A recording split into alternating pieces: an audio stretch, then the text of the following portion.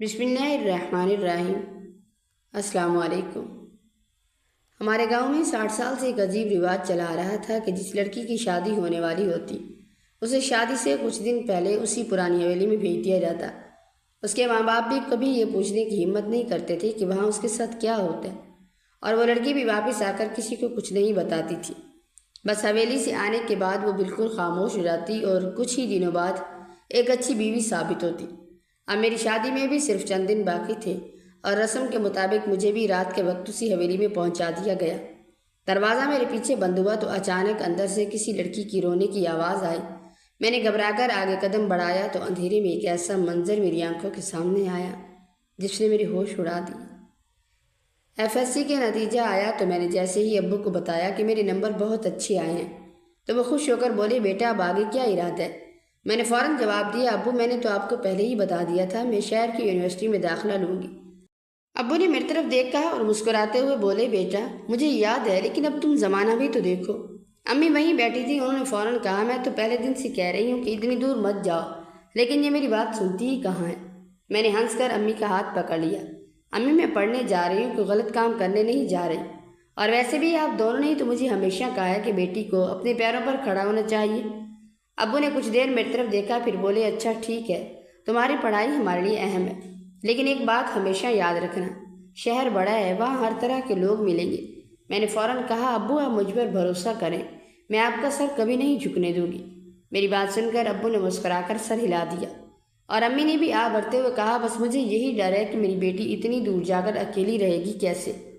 میں نے انہیں تسلی دی تو وہ بھی خاموش ہو گئی۔ اگلے ہی دن میری یونیورسٹی میں داخلے کی خبر پورے گاؤں میں پھیل گئی تھی۔ اگلے ہی دن پڑوس کی شمیمہ آنٹی امی کے پاس آئیں اور میری طرف دیکھ کر بولی، ارے بہن تم نے واقعی سے شہر بھیجنے کا فیصلہ کر لیا ہے؟ امی نے کہا، ہاں، اللہ نے اسے پڑھنے کا شوق دیا ہے تو ہم کیوں روکے۔ شمیمہ آنٹی نے میری طرف دیکھ کر کہا، بیٹی وہاں جا کر پڑھائی کے ساتھ ساتھ اپنی ماں کی تربیت بھی یاد رکھنا۔ شہر کی لڑکیاں تو بڑے عجیب کپڑے پہنتی ہیں اور نہ جانے کیسے کیسے لوگوں سے دوستی کر لیتی ہیں۔ میں نے مسکرا کر کہا، آنٹی میں پڑھنے جا رہی ہوں، اپنی عادتیں بدلنے نہیں۔ وہ ہنسنے لگی اور بولی، اچھا ابھی تو یہی کہو گی، جب 2-4 سال شہر میں گزارو گی تب دیکھیں گے۔ ان کے جانے کے بعد میں امی کے پاس آ کر بیٹھ گئی۔ امی کپڑے طے کر رہی تھی اور بار بار میری طرف دیکھ رہی تھی۔ میں نے پوچھا، امی آپ پریشان ہیں؟ وہ بولی، پریشان کیوں نہ ہوں بیٹا، تم پہلی بار اتنی دور جا رہی ہو۔ میں نے ان کے کندھے پر سر رکھ دیا اور کہا، آپ ہر ہفتے مجھ سے فون پر بات کر لیا کریں گی، پھر آپ کو میری یاد بھی نہیں آئے گی۔ امی نے فوراً میری پیشانی پر ہلکی سی چپت لگائی اور بولی، ماں کو کبھی بیٹی نہیں بھولتی۔ اگلے چند دن میری تیاری میں گزر گئے، کبھی کپڑے نکالے جاتے، کبھی کتابیں الگ کی جاتی، اور کبھی امی مجھے سمجھاتی کہ باہر کا کھانا زیادہ نہیں کھانا۔ ابو نے میرے لیے ایک نیا موبائل بھی لے دیا تاکہ میں ان سے رابطے میں رہوں۔ جس دن میرا سامان پیک ہو رہا تھا میری چھوٹی کزن بھی آ گئی اور میرا سوٹ کیس دیکھ کر بولی، آپا آپ واقعی شہر جا رہی ہیں؟ میں نے ہنس کر کہا، ہاں، اور تمہیں میری بہت یاد آئے گی۔ وہ فوراً بولی، نہیں، مجھے تو آپ کی چاکلیٹ یاد آئے گی جو آپ ہر بار کالج سے لا کر دیتی تھی۔ اس کی بات سن کر ہم سب ہنس پڑے۔ جانے سے ایک دن پہلے شام کو میں صحن میں بیٹھی تھی کہ محلے کی ایک اور عورت وہاں سے گزرتے ہوئے رک گئی۔ اس نے امی سے کہا، بہن لڑکی کو اتنا پڑھا لکھا تو دیا، اب دیکھنا شادی کے وقت کتنی مشکل ہوگی۔ امی نے اس بار ہلکی سی مسکراہٹ کے ساتھ جواب دیا، جو لڑکی سمجھدار ہو وہ اپنے گھر کو بھی سمجھداری سے سنبھال لیتی ہے۔ مجھے اپنی ماں کی یہ بات بہت اچھی لگی۔ میں نے دل میں سوچا تھا کہ میں پڑھائی مکمل کر کے واپس آؤں گی اور اپنے والدین کو مجھ پر فخر کرنے کا ایک اور موقع دوں گی۔ آخرکار وہ دن بھی آ گیا جب مجھے شہر کے لیے روانہ ہونا تھا۔ صبح سے ہی گھر میں عجیب سی خاموشی تھی۔ ابو بار بار میرا سامان دیکھ رہے تھے کہ کچھ رہ تو نہیں گیا۔ امی نے میرے لیے کھانا بنایا اور ایک ڈبے میں رکھ دیا۔ میں نے ہنس کر کہا، امی یونیورسٹی جا رہی ہوں، جنگ پر نہیں۔ وہ میری بات سن کر مسکرائیں مگر اگلے ہی لمحے ان کی آنکھیں بھر آئیں۔ انہوں نے مجھے گلے لگایا اور بس اتنا کہا، بیٹا جہاں بھی رہنا اپنی تربیت اور اپنے گھر کی عزت کو ہمیشہ اپنے ساتھ رکھنا۔ میں نے ان کے ہاتھ چومے اور ابو کے پاس جا کر کھڑی ہو گئی۔ ابو نے میرے سر پر ہاتھ رکھا اور کہا، جاؤ بیٹا، اللہ تمہیں کامیاب کرے۔ میں گاڑی میں بیٹھ گئی تو گھر کے باہر کھڑے سب لوگ مجھے دیکھ رہے تھے۔ مجھے پہلی مرتبہ محسوس ہوا کہ میں واقعی اپنے گاؤں سے دور جانے والی ہوں۔ گاڑی آگے بڑھی تو میں نے کھڑکی سے ہاتھ ہلایا اور دل ہی دل میں دعا کی کہ یہ سفر میری زندگی کا بہترین سفر ثابت ہو۔ مجھے ذرا بھی اندازہ نہیں تھا کہ 4 سال بعد جب میں اسی گاؤں واپس آؤں گی تو میری زندگی پہلے جیسی نہیں رہے گی۔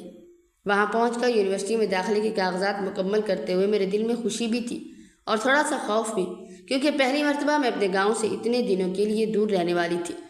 کچھ دن بعد یونیورسٹی شروع ہوئی تو میری دنیا ہی بدل گئی۔ نئے اساتذہ، نئے مضامین اور نئے لوگوں کے درمیان مجھے شروع میں کچھ عجیب سا لگتا تھا، لیکن میں نے جلد ہی خود کو پڑھائی میں مصروف کر لیا۔ میری کلاس میں عائشہ نام کی ایک لڑکی تھی جو آہستہ آہستہ میری اچھی دوست بن گئی۔ ایک دن وہ میرے پاس آ کر بولی، تم اتنی خاموش کیوں رہتی ہو؟ تم تو گاؤں سے آئی ہو، پھر بھی ہم سب سے زیادہ سنجیدہ ہو۔ میں ہنس کر بولی، میں یہاں پڑھنے آئی ہوں، تم لوگوں سے مقابلہ کرنے نہیں۔ وہ ہنسنے لگی اور بولی، اچھا تو پھر دیکھتے ہیں پہلے سیمسٹر میں کون زیادہ نمبر لیتا ہے۔ اس کی بات نے مجھے بھی ہنسا دیا اور یوں میری یونیورسٹی کی مصروف زندگی شروع ہو گئی۔ چند ہفتے بعد جب میں پہلی مرتبہ چھٹیوں میں گاؤں واپس آئی تو مجھے دیکھ کر امی بہت خوش ہوئی۔ میں ابھی گھر کے اندر داخل ہوئی ہی تھی کہ پڑوس کی 2 عورتیں بھی آ بیٹھی۔ ایک نے میرے کپڑوں اور بات کرنے کے انداز کو غور سے دیکھا، پھر امی سے بولی، ماشاء اللہ، شہر نے تو آپ کی بیٹی کو بالکل بدل دیا۔ دوسری عورت فوراً بولی، بدلنا کیا ہے بہن، ابھی تو یہ پڑھنے گئی ہے، آگے دیکھنا ہے کیا کیا رنگ دکھاتی ہے۔ امی کو ان کی بات اچھی نہیں لگی، لیکن انہوں نے خاموشی اختیار کی۔ میں نے ان کے سامنے چائے رکھی تو پہلی عورت نے ہنس کر کہا، بیٹی اب شہر میں کوئی پسند وغیرہ کر لینا تو ہمیں بتا دینا۔ میں نے حیرت سے اسے دیکھا اور کہا، خالہ میں وہاں پڑھنے جاتی ہوں، ایسی باتیں کہاں سے لے آتی ہیں؟ وہ ہنس کر بولی، ارے ہم تو مذاق کر رہے ہیں، لیکن مجھے ان کی بات دل میں لگ گئی تھی۔ اسی شام ابو گھر آئے تو میں نے انہیں بتایا کہ محلے والی خالہ کیا کہہ رہی تھی۔ ابو نے کچھ لمحے مجھے دیکھا، پھر بولے، بیٹا لوگ باتیں بناتے رہتے ہیں، تم بس اپنے مقصد پر توجہ رکھو۔ میں نے سر ہلا دیا۔ مجھے نہیں معلوم تھا کہ ابھی میری زندگی میں کئی ایسے موڑ آنے والے تھے جہاں صرف میری پڑھائی ہی نہیں بلکہ میرے کردار اور میرے فیصلوں پر بھی انگلیاں اٹھائی جانے والی تھی۔ فی الحال میری دنیا کتابوں یونیورسٹی تک محدود تھی اور مجھے اندازہ بھی نہیں تھا کہ میرے گاؤں کی ایک پرانی رسم ایک دن میری زندگی کا سب سے بڑا امتحان بننے والی ہے۔ اور پھر وقت یوں ہی گزرتا گیا۔ مجھے یونیورسٹی کو آئے ہوئے تقریباً 1.5 سال گزر چکا تھا اور اب میں پہلے کی نسبت شہر کی زندگی میں کچھ گھل مل گئی تھی، لیکن گاؤں سے میرا تعلق ویسا ہی تھا۔ ہر چند ہفتوں بعد امی سے فون پر بات ہو جاتی اور وہ گھر کے چھوٹے بڑے حالات مجھے بتاتی رہتی۔ ایک دن میں یونیورسٹی سے واپس آئی تو امی کی کال آئی، بیٹا اس بار چھٹیوں میں گھر ضرور آنا، تمہاری خالہ کی بیٹی کی شادی ہے۔ میں نے ہنستے ہوئے کہا، امی آپ کو تو پتہ ہے میرے پیپرز قریب ہیں، میں کیسی آؤں گی؟ امی نے فوراً جواب دیا، پیپرز تو ہوتے رہیں گے، تمہاری کزن کی شادی بار بار نہیں آئے گی۔ ان کی بات سن کر مجھے ہنسی آ گئی اور میں نے وعدہ کر لیا کہ میں ضرور آؤں گی۔ چھٹیوں میں جب میں گاؤں پہنچی تو گھر میں شادی کی تیاریاں شروع ہو چکی تھی۔ خواتین کپڑے دیکھنے اور زیور سنبھالنے میں مصروف تھیں اور مجھے دیکھتے ہی سب نے مجھے بھی اپنے ساتھ بٹھا لیا۔ اسی دوران محلے کی کانٹی نے میری طرف دیکھ کر کہا، ارے بیٹا تم تو بالکل بدل گئی ہو شہر جا کر، اب اگلی باری تمہاری ہے۔ میں مسکرا کر رہ گئی، مگر دوسری عورت نے فوراً بات بدل دی اور کہا، اس بار بھی شادی سے پہلے حویلی والی رسم بھی تو ہوگی۔ میری مسکراہٹ ایک لمحے کو روک گئی، کیونکہ یہ وہی رسم تھی جس کا نام میں بچپن سے سنتی آئی تھی، مگر کبھی اسے قریب سے نہیں دیکھا تھا۔ میں نے جان بوجھ کر بات بدل دی، لیکن میری کزن کی شادی کے دنوں میں پہلی مرتبہ اس رسم کو اپنی آنکھوں کے سامنے ہوتے دیکھا۔ شادی سے 10 دن پہلے اسے حویلی لے جایا گیا۔ گھر کی عورتیں اسے تیار کر کے لے گئیں اور کچھ دن بعد واپس آتے ہوئے کسی نے اس سے یہ نہیں پوچھا کہ وہاں کیا ہوا۔ میں دور کھڑی سب دیکھ رہی تھی۔ مجھے سب سے عجیب بات یہ لگی کہ چند دن پہلے تک جو لڑکی سب کے ساتھ ہنس رہی تھی، حویلی سے واپس آنے کے بعد بالکل خاموش تھی۔ میں نے اس کے پاس جا کر پوچھا بھی کہ تم ٹھیک ہو، تو اس نے صرف سر ہلا دیا اور نظریں جھکا لی۔ میں نے دوبارہ پوچھنے کی کوشش کی تو اس کی ماں نے فوراً بات بدل دی، بیٹا اسے آرام کرنے دو، رات کو میں نے امی سے پوچھ ہی لیا۔ امی آخر اس رسم میں ہوتا کیا ہے؟ امی کچھ لمحے خاموش رہیں، پھر آہستہ سے بولی، بیٹا ہمارے گاؤں میں یہ رسم بہت پرانی ہے۔ لڑکی شادی سے چند دن پہلے حویلی میں رہتی ہے اور پھر واپس آ کر اپنے سسرال چلی جاتی ہے۔ میں نے بے یقینی سے پوچھا، لیکن کیوں؟ امی نے میری طرف دیکھا اور صرف اتنا کہا کہ بس رسم ہے بیٹا، اس سے زیادہ سوال مت کرو۔ مجھے ان کا جواب بالکل مطمئن نہیں کر سکا، مگر میں نے مزید بحث نہیں کی۔ چند دن بعد میں یونیورسٹی چلی گئی، لیکن اس شادی کے دوران دیکھی ہوئی وہ خاموشی میرے ذہن میں رہ گئی۔ مجھے بار بار اپنی کزن کا چہرہ یاد آتا، جو حویلی سے واپس آنے کے بعد کسی سوال کا جواب نہیں دے رہی تھی۔ میں نے ایک مرتبہ اسے فون بھی کیا، مگر اس نے صرف اتنا کہا کہ میں بالکل ٹھیک ہوں، تم اپنی پڑھائی پر توجہ دو۔ اس کے لہجے میں ایسی گھبراہٹ تھی کہ میں نے مزید سوال کرنا مناسب نہیں سمجھا۔ وقت گزرتا گیا اور میں اپنی تعلیم میں مصروف ہو گئی۔ یونیورسٹی کے 3 سال میں ایک دن ابو کا فون آیا کہ بیٹا اگلی چھٹیوں میں گھر آنا، تم سے ایک ضروری بات کرنی ہے۔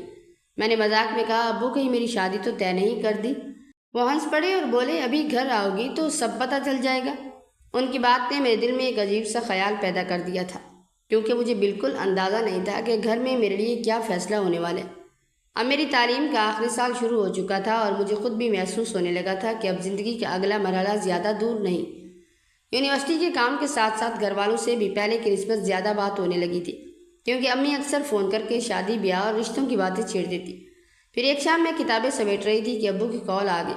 میں نے فون اٹھایا تو انہوں نے معمول کے انداز میں پوچھا، بیٹا پڑھائی کیسی جا رہی ہے؟ میں نے ہنس کر کہا، ابو آخری سال ہے، اب تو بس جان لگا کر پڑھنا ہے، ورنہ اتنے سالوں کی محنت ضائع ہو جائے گی۔ ابو کچھ لمحے خاموش رہے، پھر بولے، پڑھائی اپنی جگہ، لیکن ایک بات تم سے کرنی تھی۔ میں سمجھ گئی کہ ضرور کوئی رشتے کی بات ہے۔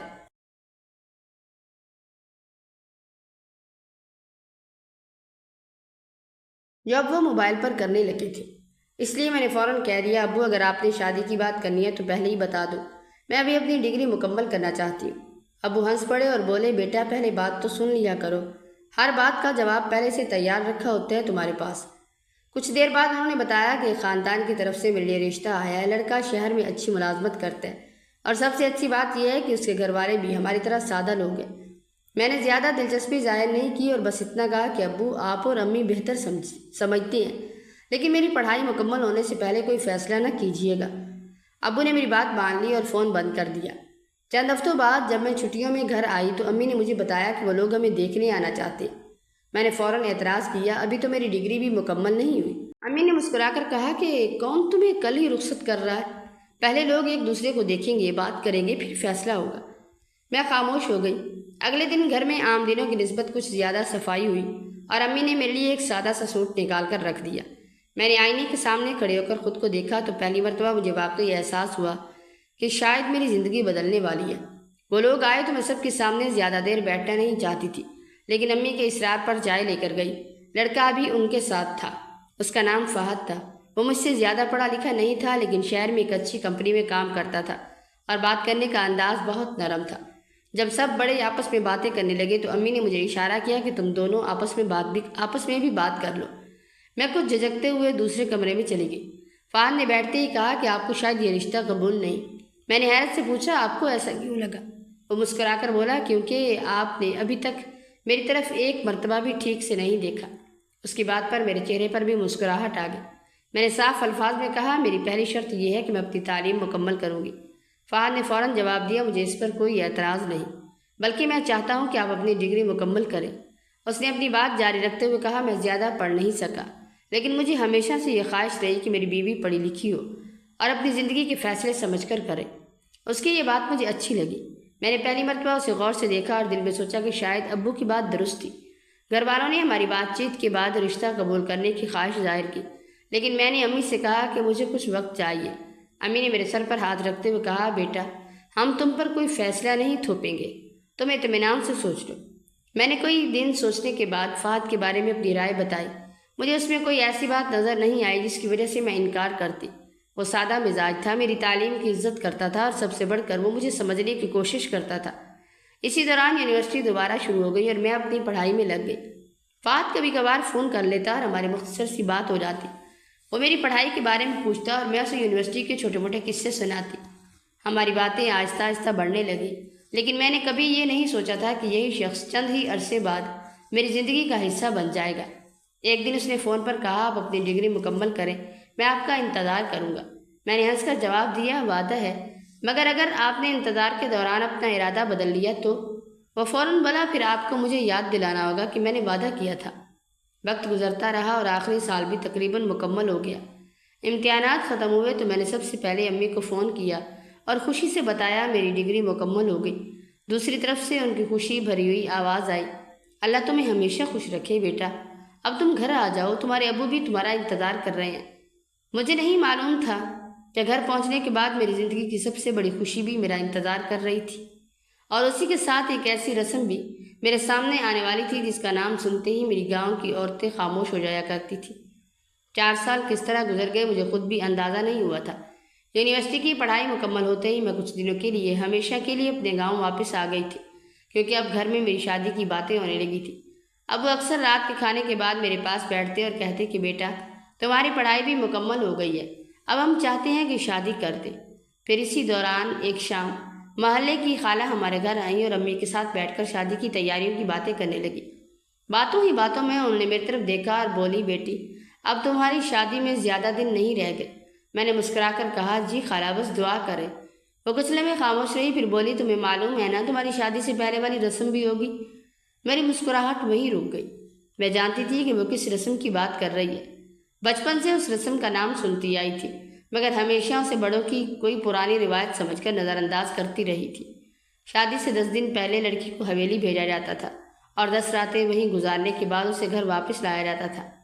اس رسم کے بارے میں کوئی لڑکی کبھی کھل کر بات نہیں کرتی تھی، بس اتنا کہا جاتا تھا کہ جو لڑکی حویلی سے واپس آتی ہے وہ اپنے سسرال میں اچھی زندگی گزارتی ہے۔ میں نے فوراً امی کی طرف دیکھا تو انہوں نے نظریں جھکا لی۔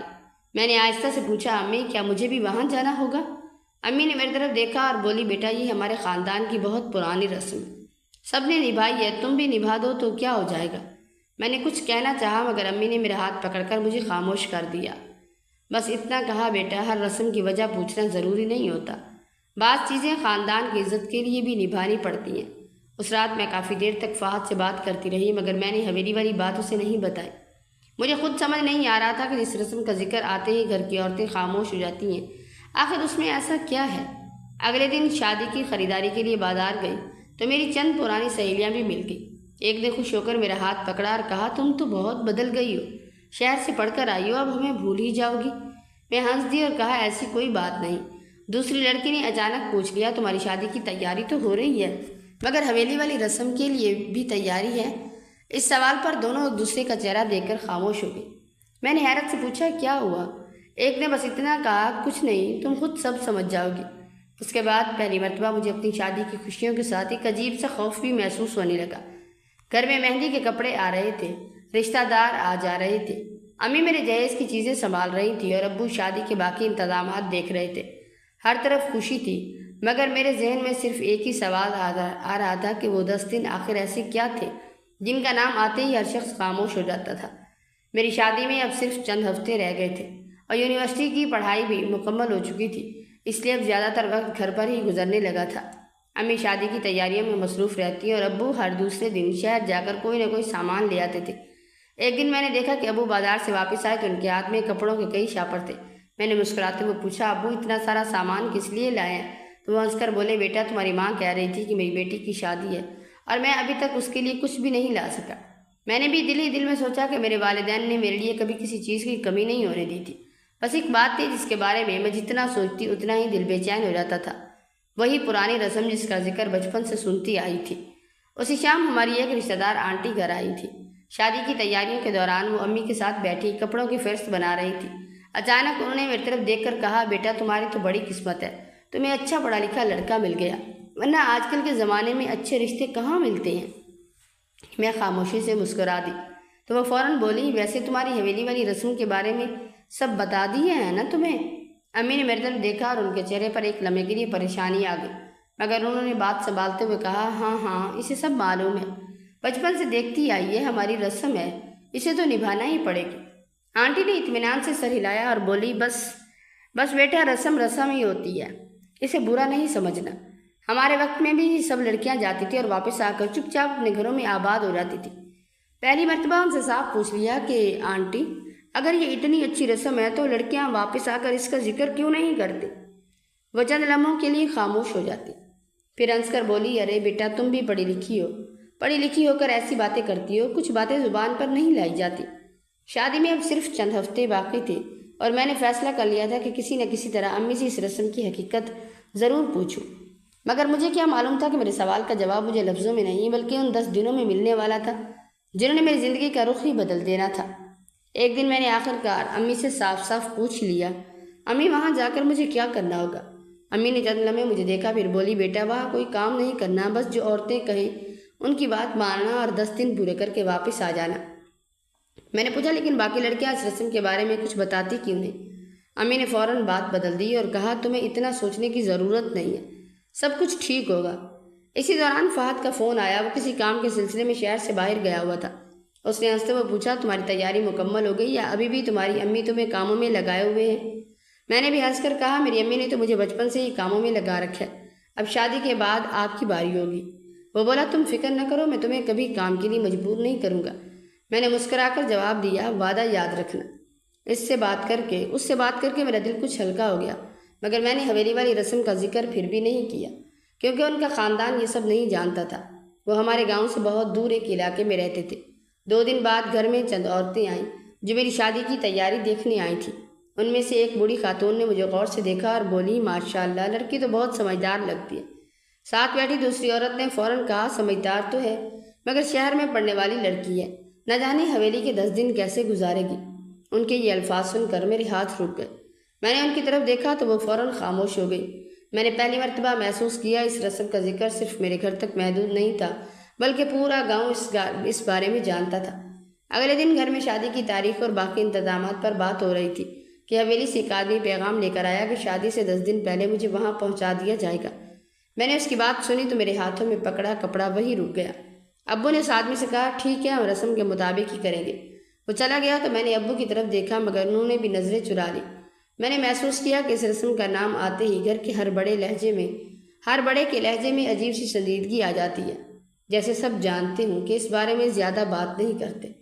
اسی دوران محلے کی ایک لڑکی جو میری کلاس فیلو بھی رہ چکی تھی میرے پاس آئی اور بولی، تمہاری شادی ہونے والی ہے تو تمہیں مبارک ہو، لیکن تم حویلی جا رہی ہو نا؟ میں نے کہا ہاں۔ تو وہ فوراً بولی، میری کزن بھی پچھلے سال گئی تھی، واپسی پر کئی دن تک کسی سے بات نہیں کرتی تھی۔ میں نے پوچھا، اس نے تمہیں کچھ بتایا تھا؟ تو وہ کندھے اچکا کر بولی، نہیں، بس اتنا کہا تھا کہ شادی ہو گئی تو سب ٹھیک ہو جائے گا۔ میں نے اس کی بات سن کر موضوع بدل دیا، مگر اس رات دیر تک نیند نہیں آئی۔ مجھے بار بار یہی خیال آتا رہا کہ آخر ایسا کیا ہے جس کے بعد ہر لڑکی خاموش ہو جاتی ہے۔ اگلی صبح امی نے میرے لیے کپڑے الگ کر کے رکھ دیے اور کہا، بیٹا، پرسوں تمہیں حویلی جانا ہوگا۔ میں نے گہری سانس لی اور صرف اتنا پوچھا، امی، کیا آپ نے بھی یہ رسم پوری کی تھی؟ امی نے میری طرف دیکھا مگر جواب دینے کی بجائے میرے سر پر ہاتھ پھیرتے ہوئے بولی، زیادہ مت سوچو، سب ٹھیک ہو جائے گا۔ ان کے لہجے میں ایسی اداسی تھی کہ میں مزید سوال نہ کر سکی۔ اسی رات میں نے اپنی کتابیں ایک طرف رکھی اور دیر تک خاموش بیٹھی رہی۔ پھر موبائل پر اپنے منگیتر کا میسج آیا کہ صرف چند دن اور پھر تم ہمیشہ کے لیے میرے ساتھ رہو گی۔ میں نے میسج پڑھ کر موبائل بند کر دیا اور دل ہی دل میں دعا کی کہ یہ چند دن بھی خیریت سے گزر جائے، کیونکہ اب میری شادی میں صرف چند دن باقی رہ گئے تھے اور مجھے معلوم تھا کہ اس رسم کے مطابق مجھے جلد ہی حویلی بھیج دیا جائے گا۔ پرسوں کا دن جیسے بہت جلد آ گیا۔ صبح سے گھر میں رشتہ داروں کی آمد و رفت تھی، مگر میرے دل میں عجیب سی بے چینی تھی۔ شام کو جب امی نے میرے کپڑے ایک بیگ میں رکھے تو میں کچھ دیر تک انہیں دیکھتی رہی۔ امی نے میرے بال سنوارتے ہوئے بس اتنا کہا، بیٹی، حویلی میں جا کر کسی سے بحث نہیں کرنا، جو کہا جائے خاموشی سے مان لینا اور اپنا دھیان رکھنا۔ میں نے ان کے ہاتھ پکڑ لیے اور پوچھا، امی، آپ مجھے ایسی باتیں کیوں کہہ رہی ہیں جیسے میں کسی ایسی جگہ جا رہی ہوں جہاں سے واپس نہیں آؤں گی؟ امی کی آنکھیں بھر آئیں مگر انہوں نے فوراً چہرہ دوسری طرف کر لیا۔ بیٹا، تم میری بات مان لینا، بس یہی کہہ سکتی ہوں میں نے ان کی آنکھوں میں چھپی ہوئی پریشانی دیکھ لی تھی، لیکن اس وقت بھی میں اصل حقیقت نہیں سمجھ پائی تھی۔ مجھے اپنی پڑھائی کے 4 سال یاد آ گئے، شہر کی وہ آزاد زندگی یاد آئی جہاں میں اپنے فیصلے خود کرتی تھی، اور اب میں اپنے ہی گاؤں کی ایک ایسی رسم کے سامنے کھڑی تھی جس کے بارے میں کوئی مجھے کچھ بتانے کے لیے تیار نہیں تھا۔ میں نے بیگ بند کیا اور امی کے پاس جا کر بیٹھ گئی۔ انہوں نے میرے چہرے کو دیکھا اور بولی، ڈرو مت بیٹا، 10 دن جلدی گزر جائیں گے۔ میں نے ان کا ہاتھ تھام لیا اور آہستہ سے کہا، امی، آپ کی بات پر یقین ہے مجھے، مگر میرے دل کے اندر ایک سوال مسلسل اٹھ رہا ہے کہ اگر سب کچھ معلوم کے مطابق ہے تو پھر ہر عورت اس رسم کا نام سنتے ہی خاموش کیوں ہو جاتی ہے، اور حویلی سے واپس آنے والی ہر لڑکی کی آنکھوں میں وہی خوف کیوں نظر آتا ہے؟ مجھے اس سوال کا جواب ابھی نہیں ملا تھا، اور شاید جواب میری زندگی کے سب سے مشکل 10 دن اپنے اندر چھپائے بیٹھا تھا۔ اور پھر ابو نے مجھے خود حویلی چھوڑنے کے لیے ساتھ گئے۔ راستے پر وہ خاموش رہے۔ میں نے 2-3 مرتبہ ان سے بات کرنے کی کوشش کی، مگر ہر مرتبہ وہ یہی کہتے، بیٹا، سب ٹھیک ہوگا، تم بس چند دن گزارو، پھر تمہاری شادی ہے اور تم اپنے گھر چلی جاؤ گی۔ حویلی کے دروازے پر پہنچتے ہی وہاں موجود ایک عورت نے میرا سامان اندر رکھوا دیا اور مجھے ایک الگ کمرے میں لے جا کر کہا، یہی تمہارا کمرہ ہے۔ میں نے چاروں طرف دیکھا تو وہاں پہلے سے 2-3 جوڑے کپڑوں کے رکھے ہوئے تھے۔ میں نے پوچھا، یہ کس نے رکھے ہیں؟ تو وہ بولی، یہاں آنے والی ہر لڑکی کے لیے ایسے ہی کپڑے رکھے جاتے۔ میں نے پھر پوچھا، باقی لڑکیاں کہاں رہتی ہیں؟ تو وہ مجھے عجیب نظروں سے دیکھ کر بولی، تمہیں جتنی ضرورت ہو اتنا ہی پوچھا کرو۔ میں نے اس کے لہجے سے اندازہ لگا لیا کہ یہاں سوال کرنا پسند نہیں کیا جاتا۔ کچھ دیر بعد ابو بھی وہاں سے جانے لگے تو میں ان کے ساتھ دروازے تک آئی۔ ابو، میں نے ان کا ہاتھ پکڑ کر کہا، اگر مجھے کسی چیز کی ضرورت ہو تو میں آپ کو فون کر سکتی ہوں نا؟ انہوں نے فوراً کہا ہاں بیٹا بالکل۔ پھر ایک لمحے کے لیے ان کی آنکھیں میری آنکھوں سے ملیں اور میں نے محسوس کیا کہ وہ بھی کچھ کہنا چاہتے ہیں مگر کہہ نہیں پا رہے۔ انہوں نے میرے سر پر ہاتھ رکھا اور واپس مڑ گئے۔ میں دیر تک انہیں جاتی دیکھتی رہی۔ پہلا دن کسی نہ کسی طرح گزر گیا۔ حویلی میں کئی عورتیں کام کرتی تھیں مگر کوئی بھی میرے ساتھ زیادہ بات نہیں کرتی تھی۔ ایک عورت سے پوچھا کہ یہاں پہلے بھی لڑکیاں آتی رہتی ہیں تو اس نے کام کرتے ہوئے بس اتنا کہا ہاں بی بی بہت سی آئی ہیں۔ میں نے پوچھا پھر وہ کہاں گئی تو اس نے میری طرف دیکھے بغیر جواب دیا سب اپنے اپنے گھروں میں خوش ہیں۔ میں نے اس جواب پر مزید کچھ نہیں کہا مگر میرے دل کو اس بات پر یقین نہیں آیا۔ شام کے وقت میری ایک عمر رسیدہ عورت سے ملاقات ہوئی جو حویلی کے کاموں میں ہاتھ پٹاتی تھی۔ اس نے مجھے دیکھ کر کہا تم شہر میں پڑھی ہو نا؟ میں نے ہاں کہا تو وہ کچھ دیر مجھے دیکھتی رہی پھر بولی پڑھائی انسان کو بہت کچھ سکھا دیتی ہے مگر بیٹی ہر جگہ کتابوں والے اصول نہیں چلتے۔ میں نے پوچھا آپ کیا کہنا چاہتی ہیں تو وہ خاموش ہو گئی اور بولی بس اپنے رب پر بھروسہ رکھو۔ اگلے دن مجھے گھر کے ایک حصے میں عورتوں کے ساتھ کام کرنے کے لیے کہا گیا۔ میں نے کام شروع کیا تو وہاں موجود ایک لڑکی نے چپکے سے میرے کان میں کہا تمہیں یہاں کیوں بھیجا گیا ہے؟ میں نے کہا شادی سے پہلے کی رسم ہے۔ وہ میری طرف دیکھ کر تلخی سے مسکرائی اور بولی تم بھی یہی سمجھتی ہو؟ میں نے اس کی بات کا مطلب پوچھنا چاہا مگر اتنے میں ایک بڑی عمر کی عورت نے اسے آواز دے دی اور وہ فوراً وہاں سے چلی گئی۔ میں دیر تک اسی سوچ میں رہی کہ آخر وہ مجھے کیا بتانا چاہ رہی تھی۔ دن گزرتے گئے مگر ہر دن میرے لیے پہلے دن سے زیادہ عجیب ہوتا جا رہا تھا۔ کبھی حویلی میں آنے والے لوگ مجھے دور سے دیکھ کر آپس میں باتیں کرتے، کبھی کوئی عورت مجھے دیکھ کر خاموش ہو جاتی، کبھی کسی کے قدموں کی آواز میرے کمرے کے قریب آتی اور پھر واپس چلی جاتی۔ میں ہر مرتبہ دروازے کی طرف دیکھتی رہ جاتی۔ 5ویں دن میں نے اپنے منگیتر کو فون کیا۔ میں نے اس سے کہا کہ مجھے یہاں بہت عجیب لگ رہا ہے۔ وہ فوراً پریشان ہو گیا اور پوچھنے لگا کیا ہوا ہے؟ میں نے اسے سب کچھ بتانے کی کوشش کی مگر میرے پاس کوئی ایسی بات نہیں تھی جسے میں ثبوت کے طور پر بیان کر سکتی۔ وہ کچھ دیر خاموش رہا پھر بولا اگر تمہیں ذرا بھی خطرہ محسوس ہو تو مجھے فوراً فون کرنا۔ اور فہد اس بات پر بھی ناراض ہو رہا تھا کہ یہاں آنے سے پہلے میں نے اسے اس رسم کے بارے میں کیوں کچھ نہیں بتایا۔ میں نے کہا مگر یہاں سب لوگ یہی کہیں گے کہ میں رسم خراب کر رہی ہوں۔ اس نے جواب دیا مجھے لوگوں کی باتوں سے زیادہ تمہاری فکر ہے۔ میں نے فون بند کیا تو دل میں کچھ سکون آیا مگر یہ سکون زیادہ دیر قائم نہ رہ سکا۔ 7ویں دن ایک عجیب بات ہوئی۔ حویلی کے ایک آدمی نے مجھے بتایا کہ وڈیرے صاحب نے تمہارے بارے میں پوچھا۔ میں نے فوراً پوچھا کیوں تو وہ بولا بس ایسے ہی۔ میں نے دوبارہ سوال کیا مگر وہ آگے بڑھ گیا۔ میں نے پہلی مرتبہ محسوس کیا کہ شاید اس رسم کا تعلق صرف گاؤں کی پرانی روایت سے نہیں بلکہ حویلی کے کسی ایسے راز سے ہے جسے سب لوگ جانتے ہیں مگر کوئی زبان نہیں کھولتا۔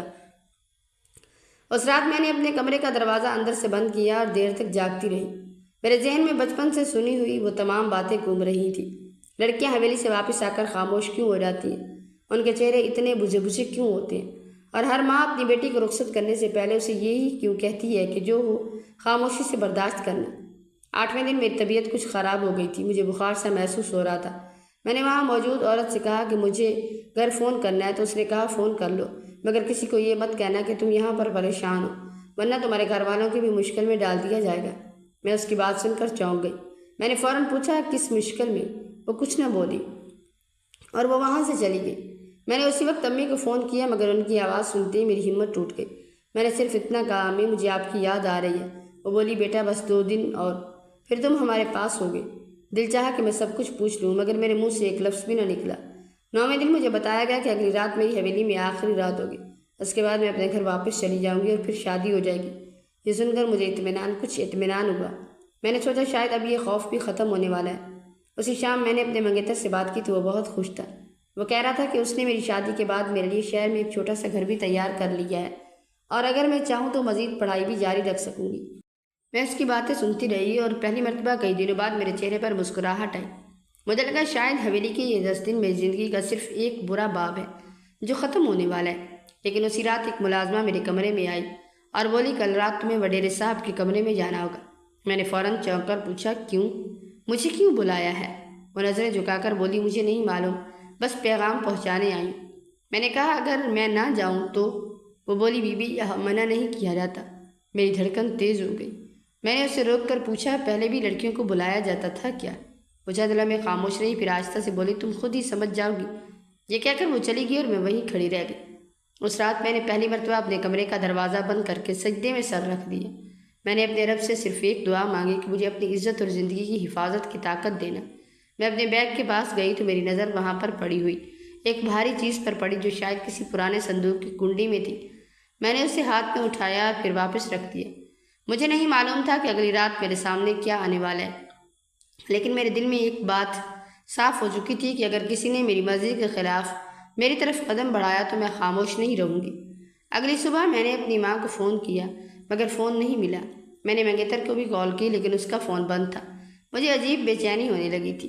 پھر شام ہوتے ہوتے حویلی کے اندر غیر معمولی خاموشی چھا گئی۔ رات کے قریب اور زیادہ خاموشی ہو گئی۔ 10ویں رات تھی اور اب مجھے حویلی میں آئے ہوئے 10 دن پورے ہونے والے تھے۔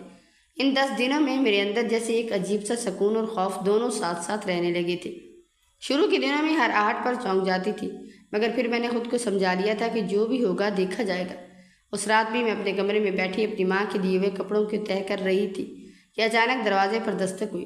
باہر حویلی کا ایک آدمی کھڑا تھا۔ اس نے مجھے دیکھ کر کہا، وڈیرے صاحب نے تمہیں اپنے کمرے میں بلایا ہے۔ میرے ہاتھ وہیں رک گئے۔ میں نے بے اختیار پوچھا، ابھی؟ اس نے سر ہلا دیا اور کہا، ہاں ابھی۔ میرے دل کی دھڑکن تیز ہو گئی۔ 10 دنوں سے جس بات کا خوف میرے دل کے کسی کونے میں چھپا ہوا تھا، آج پہلی مرتبہ وہ خوف میرے سامنے کھڑا تھا۔ میں نے خود کو مضبوط کیا اور باہر آ گئی۔ حویلی کے اس حصے کی طرف جاتے ہوئے مجھے اپنی ماں کی بات یاد آ رہی تھی کہ بیٹا بس 10 دن ہیں پھر تم اپنے گھر چلی جاؤ گی۔ میں دل ہی دل میں یہی سوچ رہی تھی کہ شاید اب یہ رسم بھی ختم ہونے والی ہے اور میں صبح اپنی ماں کے پاس واپس چلی جاؤں گی۔ مگر جیسے ہی میں وڈیرے کے کمرے کے دروازے پر پہنچی تو میرے قدم رک گئے۔ میں نے اندر سے آواز سنی، اندر آ جاؤ۔ میں نے دروازہ کھولا اور اندر داخل ہو گئی۔ وڈیرا اکیلا بیٹھا تھا۔ اس نے مجھے بیٹھنے کا اشارہ کیا اور پھر دروازہ بند کرنے کو کہا۔ میرے دل میں خطرے کی گھنٹی بج اٹھی۔ میں نے وہیں کھڑے رہتے ہوئے کہا، میں یہاں کھڑی ٹھیک ہوں، آپ نے مجھے کیوں بلایا ہے؟ وہ میری طرف دیکھ کر مسکرایا اور بولا، تم بہت سوال کرنے لگی ہو، شہر جا کر بہت کچھ سیکھ آئی ہو۔ میں خاموش رہی۔ اس نے کہا، تمہیں معلوم ہے ہمارے خاندان کی رسم کیا ہے؟ میں نے فوراً جواب دیا، جی معلوم ہے، مگر میرے ساتھ کچھ غلط ہوا تو میں خاموش نہیں رہوں گی۔ میری بات سن کر اس کے چہرے کی مسکراہٹ ختم ہو گئی۔ وہ اپنی جگہ سے اٹھا اور میری طرف بڑھنے لگا۔ میں پیچھے ہٹی اور کہا، میرے قریب مت آئیے۔ اس نے میری بات نظر انداز کر دی۔ میں نے دروازے کی طرف بڑھنے کی کوشش کی مگر اس نے میرا راستہ روک لیا۔ اس لمحے مجھے محسوس ہوا کہ اگر میں آج ڈر گئی تو شاید پوری زندگی خود کو معاف نہیں کر سکوں گی۔ اس نے مجھے قابو کرنے کی کوشش کی تو میں نے پوری طاقت سے اسے دھکا دیا اور کمرے کے ایک طرف چلی گئی اور وہ دوبارہ میری طرف بڑھنے لگا۔ اور پھر اس نے وہ بات کی جو میں پہلے نہیں جانتی تھی۔ اب مجھے پتہ چل گیا تھا کہ اس نے میری عزت لوٹنی ہے۔ اچانک میری نظر میز پر پڑے ایک بھاری گلدستے پر پڑی۔ میں نے ایک لمحہ ضائع کیے بغیر اسے اٹھایا اور پوری طاقت سے اس کے سر پر مار دیا۔ وہ لڑکھڑا کر نیچے گر گیا۔ میرے ہاتھ کانپ رہے تھے مگر میں رکی نہیں۔ میں نے دروازہ کھولا اور پوری قوت سے حویلی سے باہر بھاگ گئی۔ راستے میں کئی لوگوں نے مجھے دیکھا مگر میں کسی کے پاس نہیں رکی۔ میں بس اپنے گھر پہنچنا چاہتی تھی۔ جب میں گھر کے دروازے پر پہنچی تو میری ماں نے مجھے اس حالت میں دیکھا تو ان کے ہاتھ سے پانی کا گلاس گر گیا۔ بیٹا کیا ہوا؟ انہوں نے گھبرا کر پوچھا تو میں ان کے گلے سے لگ گئی اور پھوٹ پھوٹ کر رونے لگی۔ میں نے کہا، امی آج اگر میں وہاں سے واپس نہ آتی تو شاید کبھی واپس نہ آتی۔ میری ماں کے چہرے کا رنگ اڑ گیا۔ انہوں نے میرے سر پر ہاتھ رکھا اور کہا، میں نے تمہیں وہاں بھیج کر بہت بڑا ظلم کیا بیٹا۔ میں نے روتے ہوئے کہا، نہیں امی، اب آپ خود کو قصوروار مت سمجھے۔ قصور اس رسم کا ہے جس نے کتنی ہی لڑکیوں کی آواز چھین لی ہے۔ اتنے میں میرے منگیتر کو میرے گھر آنے کی اطلاع دی گئی۔ وہ جیسے ہی پہنچا اس نے مجھے دیکھا تو اس کے چہرے سے پریشانی صاف ظاہر ہو رہی تھی۔ اس نے مجھ سے کوئی لمبی بات نہیں کی بلکہ صرف اتنا پوچھا کہ تم مجھے سچ سچ بتاؤ وہاں کیا ہوا۔ میں نے اسے سب کچھ بتا دیا۔ وہ چند لمحے خاموش رہا پھر بولا، تم نے بالکل ٹھیک کیا کہ وہاں سے بھاگ آئی۔ اب وہ شخص کسی اور لڑکی کے ساتھ ایسا نہیں کرے گا۔ میں نے حیرت سے اسے دیکھا تو اس نے کہا، میں ابھی پولیس کو اطلاع کرتا ہوں۔ کچھ ہی دیر میں پولیس ہمارے ساتھ تھی۔ ہم حویلی پہنچے تو وہاں پہلے ہی ہلچل مچی ہوئی تھی۔ وڈیرے کے گھر والے معاملہ دبانے کی کوشش کر رہے تھے مگر اس مرتبہ بات دبنے والی نہیں تھی۔ پولیس اندر گئی اور وڈیرے کو گرفتار کر لیا۔ اس کے خلاف مقدمہ درج ہوا اور پہلی مرتبہ اس حویلی کی وہ خاموش دیواریں ٹوٹتی ہوئی دکھائی دی جن کے پیچھے برسوں سے لڑکیوں کی چیخیں دفن تھی۔ بعد میں کئی عورتوں نے بھی ہمت کر کے اپنے ساتھ ہونے والی زیادتی کے بارے میں بتایا۔ تب مجھے سمجھ آیا کہ خاموشی صرف ایک انسان کو نہیں بلکہ پورے معاشرے کو مجرم بنا دیتی ہے۔ کچھ عرصے بعد میری شادی کی تاریخ دوبارہ طے ہوئی۔ شادی کے دن میری ماں نے میرے سر پر ہاتھ رکھتے ہوئے کہا، بیٹا آج تم اس گھر سے اپنی مرضی سے اور عزت کے ساتھ رخصت ہو رہی ہو۔ میں مسکرا دی میرے شوہر نے میرا ہاتھ تھامتے ہوئے کہا، تم نے جس ہمت کا مظاہرہ کیا میں ہمیشہ اس کی عزت کروں گا۔ میں نے اس کی طرف دیکھا اور دل میں سوچا کہ رسم وہ نہیں ہوتی جو انسان کی عزت چھین لے، رسم وہ ہونی چاہیے جو خوشی دے اور رشتوں کو مضبوط کرے۔ میری شادی کے بعد بھی ہمارے گاؤں میں کچھ لوگ اس پرانی رسم کو ختم کرنے کے حق میں نہیں تھے، کیونکہ زیادہ مرد حضرات تو کچھ جانتے ہی نہیں تھے، مگر اب کئی لڑکیوں کے والدین نے کھل کر اس رسم کے خلاف آواز اٹھانا شروع کر دی تھی۔ حویلی کا وہ خوف بھی آہستہ آہستہ ختم ہونے لگا۔ میں جب کبھی اپنے گاؤں واپس جاتی تو مجھے وہی لوگ ملتے جو کبھی مجھے عجیب نظروں سے دیکھا کرتے تھے۔ ایک دن وہی محلے کی خالہ جن نے میری شہر جا کر پڑھائی پر اعتراض کیا تھا میرے پاس آئیں اور کہنے لگی، بیٹی تم نے ہمیں سمجھا دیا کہ تعلیم صرف نوکری کرنے کے لیے نہیں ہوتی بلکہ غلط اور صحیح میں فرق کرنے کے لیے بھی ہوتی ہے۔ میں نے مسکرا کر ان کا ہاتھ تھام لیا اور کہا، تعلیم تبھی فائدہ دیتی ہے جب انسان اپنے حق کے لیے آواز اٹھانا بھی سیکھے۔ اس دن مجھے احساس ہوا کہ اگر میں نے اپنے خوف کے سامنے ہتھیار ڈال دیے ہوتے تو شاید وہ رسم آج بھی کسی اور بیٹی کی زندگی برباد کر رہی ہوتی۔ لیکن اب میرے گھر کی فضا میں ایک الگ ہی سکون اور طمانینت تھی۔ شادی کی ابتدائی چند مہینے یوں ہی گزرے جیسے کوئی خوبصورت خواب حقیقت کا روپ دھار رہا ہو۔ میرا شوہر نہ صرف میرا ہمسفر بنا بلکہ میری ہر سوچ، میرے ہر قدم کا مضبوط ڈھال بن گیا۔ اس نے شہر والے اس چھوٹے سے گھر کو اتنی محبت اور سلیقے سے سجا رکھا تھا کہ وہاں قدم رکھتے ہی حویلی کی تمام تلخ یادیں اور خوف کی پرچھائیاں ہوا میں تحلیل ہو جاتی۔ وہ روز شام کو کام سے واپس آتا تو میرے لیے صرف پھول یا تحائف نہیں لاتا تھا بلکہ میری پڑھائی کی نئی کتابیں اور کاپیاں بھی ساتھ لاتا تھا۔ وہ اکثر مجھے پڑھتے ہوئے دیکھتا تو اس کی آنکھوں میں ایک عجیب سا فخر اور احترام چمکتا تھا۔ اس نے مجھ سے کیا ہوا وعدہ، اپنا ہر وعدہ نبھایا۔ جب میں نے یونیورسٹی میں باقاعدہ داخلہ لیا تو گاؤں کے کچھ لوگ اب بھی اپنے پرانے خیالات کے ساتھ تانے دینے سے باز نہ آئے، مگر اس بار میرے شوہر نے ان کے سامنے کھڑے ہو کر صاف کہہ دیا کہ جو عورت اپنی عزت کی حفاظت کے لیے حویلی کے جابر نظام سے ٹکرا سکتی ہے تو وہ اپنے علم سے پورے معاشرے کی تاریکی دور کرنے کا حق رکھتی ہے۔ ہم دونوں مل کر ہر رات دیر گئے تک بیٹھتے، وہ میرے لیے گرم چائے کا کپ بنا کر لاتا اور ہم اپنے مستقبل، اپنے بچوں کے لیے ایک روشن معاشرے اور گاؤں کی دیگر لڑکیوں کی تعلیم کے بارے میں گھنٹوں باتیں کرتے۔ ان کی باتوں میں نہ صرف ہمارے رشتے کی مضبوطی جھلکتی تھی بلکہ ایک دوسرے کے لیے بے پناہ محبت اور عزت کا احساس بھی شامل ہوتا تھا۔ وقت گزرنے کے ساتھ ساتھ ہمارے اس چھوٹے سے گھر میں خوشیوں کا ایک نیا سورج طلوع ہوا اور اللہ نے ہمیں ایک پیاری سی بیٹی کی نعمت سے نوازا۔ جب میں نے پہلی بار اپنی بیٹی کو اپنی گود میں لیا اور اس کے ننھے سے چہرے کو دیکھا تو میری آنکھوں سے بے اختیار خوشی کے آنسو چھلک پڑے۔ میرے شوہر نے آگے بڑھ کر میرے پیشانی پر بوسہ دیا اور میری بیٹی کے کان میں آذان دینے کے بعد اسے میری گود میں رکھتے ہوئے نہایت نرمی اور جذباتی انداز میں کہا کہ آج مجھے یقین ہو گیا کہ اس بچی کی ماں دنیا کی بہادر ترین عورت ہے اور میری بیٹی کو کبھی کسی ظلم یا غلط رسم کے آگے سر جھکانے کی ضرورت نہیں پڑے گی، کیونکہ اس کی ماں نے اس کے لیے عزت اور سربلندی کا راستہ پہلے ہی ہموار کر دیا۔ ہماری شادی شدہ زندگی صرف جذباتی طور پر ہی نہیں بلکہ علمی اور عملی طور پر بھی ایک خوبصورت سفر بن چکی تھی۔ میں نے اپنی تعلیم مکمل کی اور اپنے شوہر کے کامل تعاون سے گاؤں میں لڑکیوں کے لیے ایک چھوٹا سا تعلیمی اور بیداری سینٹر کھولنے کا فیصلہ کیا۔ شروع میں جن لوگوں نے میری مخالفت کی وہی لوگ اب اپنے گھر کی بیٹیوں کا ہاتھ تھام کر میرے پاس لاتے اور کہتے کہ ہماری بیٹیوں کو بھی اپنے جیسا باہمت اور باکردار بناؤ تاکہ وہ زندگی کے ہر موڑ پر سچ اور جھوٹ میں فرق کر سکے۔ رات کو جب ہم دونوں تھکار کر گھر لوٹتے تو میری بیٹی ہماری گود میں کھیلتی اور میرا شوہر مسکرا کر مجھے دیکھتا۔ مجھے احساس ہوتا کہ سچی محبت، بامی احترام اور اپنے حق کے لیے اٹھائی گئی ایک آواز انسان کی پوری زندگی کا نقشہ بدل دیتی ہے۔ وہ حویلی کا تاریک باب جو کبھی میری زندگی کا سب سے بڑا خوف تھا اب ماضی کا ایک ایسا حصہ بن چکا تھا جس نے مجھے ٹوٹنے کی بجائے مضبوط بنایا اور مجھے ایک ایسا ہمسفر دیا جس نے میرے ہر زخم پر مرہم رکھ کر میری زندگی کی خوشیوں اور واقعی محبت سے بھر دیا۔ اس واقعے نے مجھے ایک بات ہمیشہ کے لیے سکھا دی کہ معاشرے میں چلنے والی ہر پرانی روایت عزت کے قابل نہیں ہوتی۔ جو رسم کسی کی عزت چھینے، جو کسی کی مرضی کے خلاف ہو اور جس کے نام پر لڑکیوں کو خاموش رہنے پر مجبور کیا جائے اسے رسم نہیں ظلم کہتے ہیں، اور ظلم کے سامنے خاموش رہنا بھی ظلم کو طاقت دیتا ہے۔ اس لیے بیٹیوں کو صرف گھر بسانا نہیں بلکہ اپنے حق کے لیے آواز اٹھانا بھی سکھانا چاہیے، کیونکہ عزت خاموش رہنے میں نہیں بلکہ غلط کے خلاف کھڑے ہونے میں ہے۔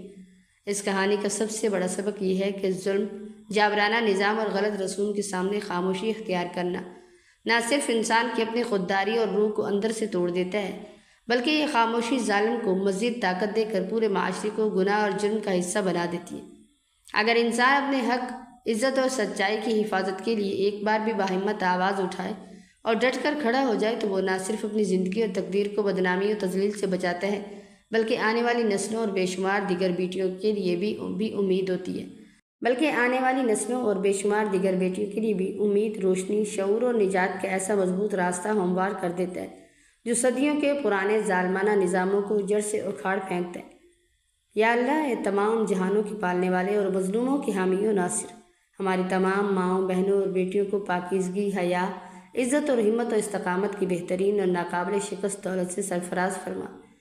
ان کی آبرو، عصمت اور زندگیوں کو ہر ظالم، جابر، خود غرض اور بدنیتی رکھنے والے شخص کے شر سے ہمیشہ اپنی خاص حفظ و امان میں رکھ۔ ہمارے گاؤں، شہروں اور پورے معاشرے سے جہالت، لالچ، بے حسی اور ہر قسم کی ظالمانہ قبیح رسوم کا مکمل خاتمہ فرما دے، اور عورت کو وہ عزت و مقام عطا کر جو تیرے دین نے اسے بخشا ہے۔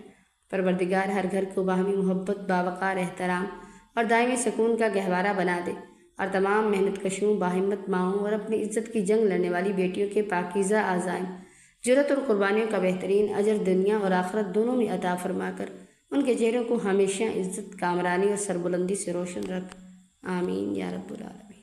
میرے عزیزوں، کہانی کے دوران اگر مجھ سے لفظوں کی کوئی ادائیگی، تلفظ کی غلطی، کوئی اٹکن یا بھول چک ہو گئی ہو تو برائے مہربانی اسے درگزر فرما کر ایک بہن اور بیٹی سمجھ کر معاف کیجیے گا۔ میری کوشش یہی ہوتی ہے کہ سچائی اور احساس پر مبنی یہ کہانی آپ کے دل تک پہنچا سکوں۔ اس سفر میں آپ کی محبت، ہمدردی اور سپورٹ ہی میری سب سے بڑی طاقت ہے۔ اگر یہ ویڈیو اور اس کا پیغام آپ کے دل کو چھو گیا ہو تو لائک اور شیئر کر کے مجھے اپنی دعا اور سپورٹ کا ساتھ ضرور دیجیے۔